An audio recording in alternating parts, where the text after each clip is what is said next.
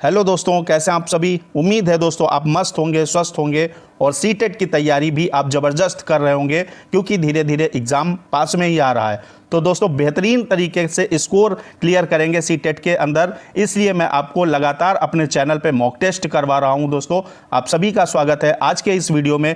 और आज ईवीएस के हम टॉप मोस्ट इंपॉर्टेंट क्वेश्चंस करने वाले हैं, जो आपके सीटेट में या तो पूछे गए हैं और या आपके मोस्ट इंपॉर्टेंट क्वेश्चंस हैं, जिन्हें देखकर आपकी समझ विकसित होगी कि सीटेट के अंदर कैसे क्वेश्चन पूछे जाते हैं। तो शुरू करते हैं आज का मॉक टेस्ट। रेडी आप सभी को होना है और पहला क्वेश्चन आपकी स्क्रीन पर है। क्वेश्चन क्या है दोस्तों, श्रीमती शीतल ईवीएस की विभिन्न अवधारणाओं को समझाने के लिए प्राथमिक कक्षाओं में कहानियों और कविताओं का उपयोग करना पसंद करती हैं। उनके द्वारा कहानियों और कविताओं के प्रयोग का सबसे उपयुक्त तर्क क्या होगा। ऑप्शन आपको स्टेटमेंट दिया गया है। ईवीएस के पाठ्यक्रम को पूरा करना, साथ ही साथ विद्यार्थियों का स्कूल आने से पहले उस चीज़ को जो उन्होंने याद किया उसको सुनाना। तो दोस्तों इसमें एक टीचर का कभी ये टारगेट नहीं होना चाहिए, सिर्फ पाठ्यक्रम, सिर्फ सिलेबस पूरा कराने का टारगेट नहीं होना चाहिए। ये ऑप्शन आपका यहीं पे क्या हो जाता है, गलत हो जाता है। अगला क्या है, विद्यार्थियों को अपनी कविताओं और कहानियों को लिखने के लिए प्रोत्साहित करना। दोस्तों जहां पे प्रोत्साहित करने की बात होगी वो ऑप्शन आपका सही में जाएगा। अगला क्या है, विद्यार्थियों को भाषा और संस्कृति यानी लैंग्वेज और अपनी सिविलाइजेशन जो है, आपकी जो कल्चर है उसकी विविधता के बारे में जागरूक बनाना। बिल्कुल आपका ये भी ऑप्शन सी भी सही है। अगला डी कह रहा है पाठों को अधिक संवादात्मक, सुखद और दिलचस्प बनाना, यानी लेसन को ऐसे पढ़ाना, बच्चों को ऐसे सिखाना ताकि वो इंटरेस्टिंग लगे, इंजॉयफुल हो। तो इस तरीके से ये भी आपका पॉजिटिव में ही जाएगा। तो आपका बी, सी और डी, बी सी डी आपका पॉजिटिव हो जाएगा। थर्ड वाला आपका जो विकल्प है, ऑप्शन है, वो बिल्कुल सही हो जाएगा। ठीक है, तो इस तरीके से दोस्तों क्वेश्चन करेंगे और पूरा वीडियो एक एक क्वेश्चंस को आपको किल करना है। अगला क्वेश्चन आ चुका आपकी स्क्रीन पर, ईवीएस के लिए रचनात्मक आकलन क्या है। दोस्तों रचनात्मक आकलन आपसे पूछ रहा है। यहाँ देखिएगा, एक कह रहा है सीखने के लिए आकलन, असेसमेंट फॉर लर्निंग।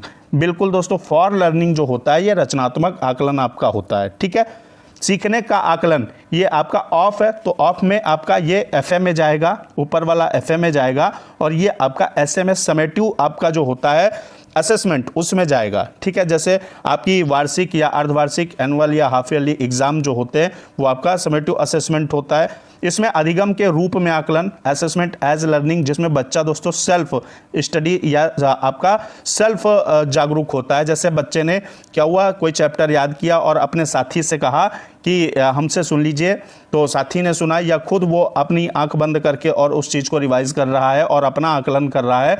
तो ये दोस्तों असेसमेंट आपका एज लर्निंग में जाएगा। तो ये आपका ये वाला सी ऑप्शन और ए ऑप्शन ये रचनात्मक आकलन होते हैं।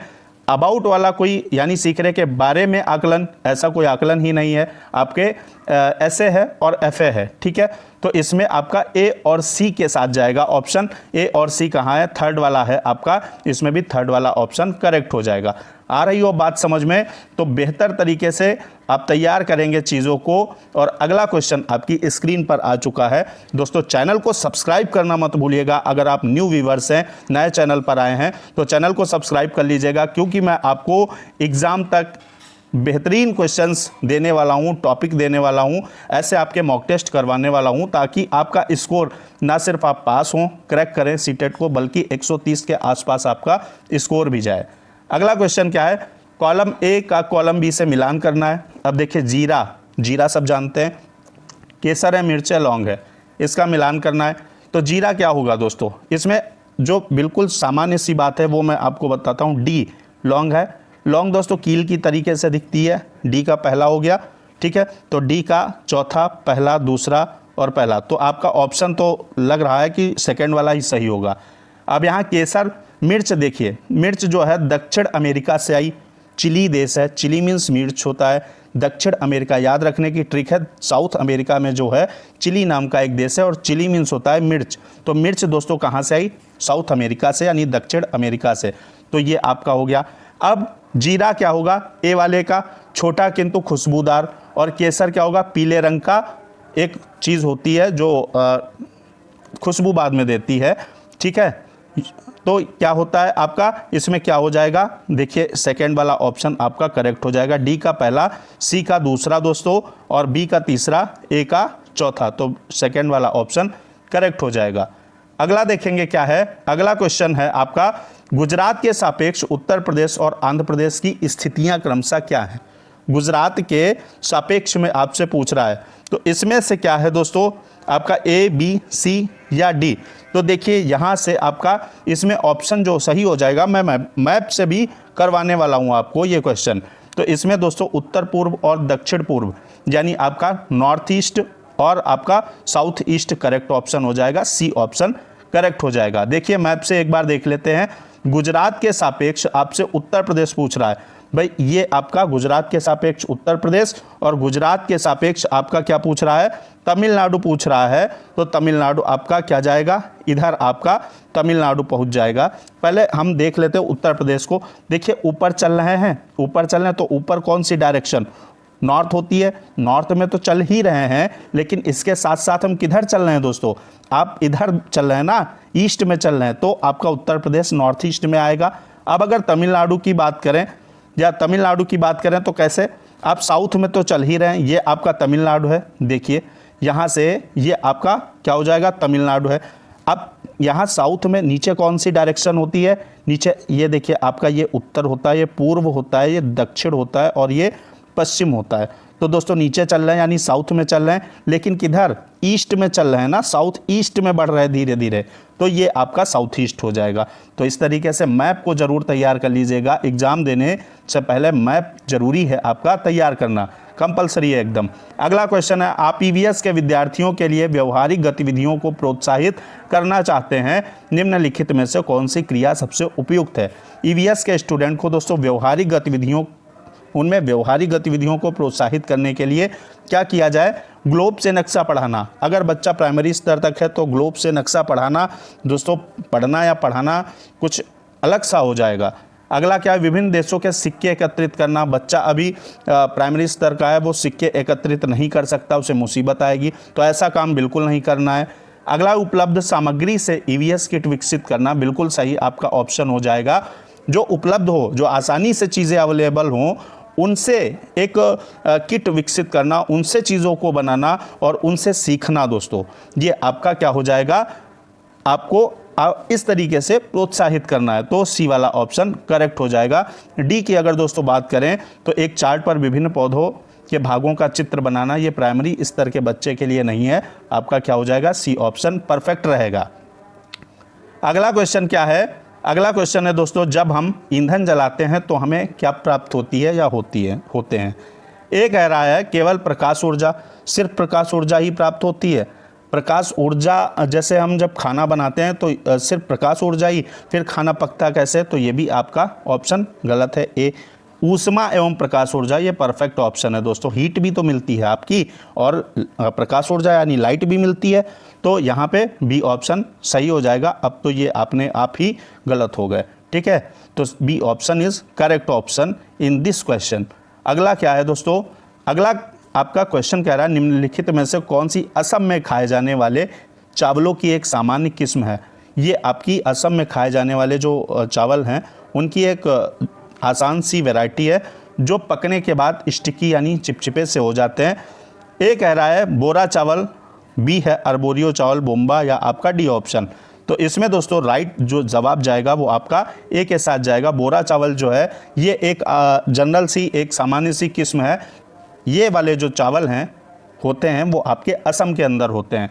असम के अंदर दोस्तों 10 से 12 फीट बांस की ऊंचाई पर घर भी बनाए जाते हैं, ये भी याद रखिएगा। अगर बांस पे घर की बात आएगी तो असम आपका बिना देखे आपको चूज करना है ऑप्शन में। अगला क्या है, अगला क्वेश्चन है, बिहार राज्य के लोगों के लिए निम्नलिखित में से मधुमक्खी पालन आरंभ करने की सर्वश्रेष्ठ अवधि कौन सी है। वर्ष के किस महीने में जो है बिहार के लोग मधुमक्खी पालन करते हैं। इसमें 4 ऑप्शन आपके दिए, अक्टूबर से दिसंबर, फरवरी से अप्रैल, अप्रैल से जून और अगस्त से अक्टूबर।